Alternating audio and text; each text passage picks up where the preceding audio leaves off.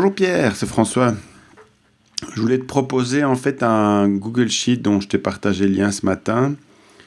L'idée en fait étant de préparer un plan, on va dire ROI, SEO pour e-commerce.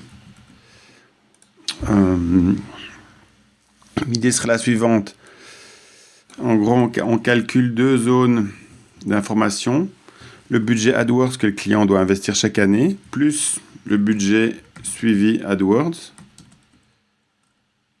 Il y a peut-être un budget de setup, tu vois, qui doit demander à son agence, un budget de suivi mensuel, donc il y a un certain frais, mettons, je sais pas, il y a peut-être un budget unique, mettons, de 2000, et il y a peut-être un suivi de l'agence, suivi mensuel, pour 400 € par exemple.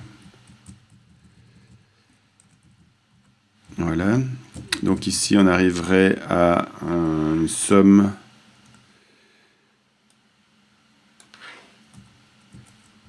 les 400, c'est ici.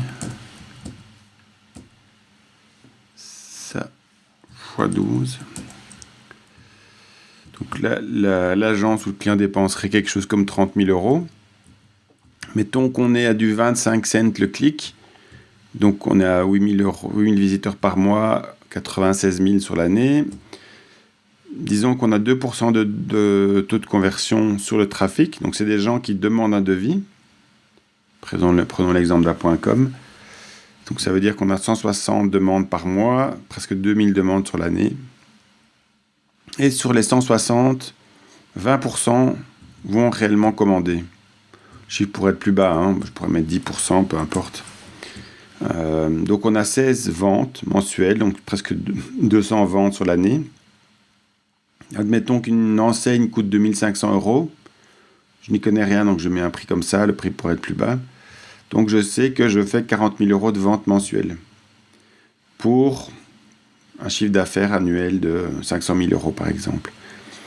Eh bien, on pourrait refaire la même chose au niveau SEO, en disant voilà, il y a un accompagnement de 700 € par mois, il y a un budget AdWords qui continue qui est 500 €, il y a l'audit de départ SEO, plus l'hosting, donc voici des frais. Donc on arrive quelque part à 17 000 €.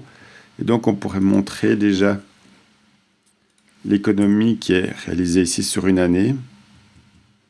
Mais ce qui pourrait être intéressant, c'est d'avoir des chiffres qui viennent ici. Donc là, je t'inviterai à les remplir.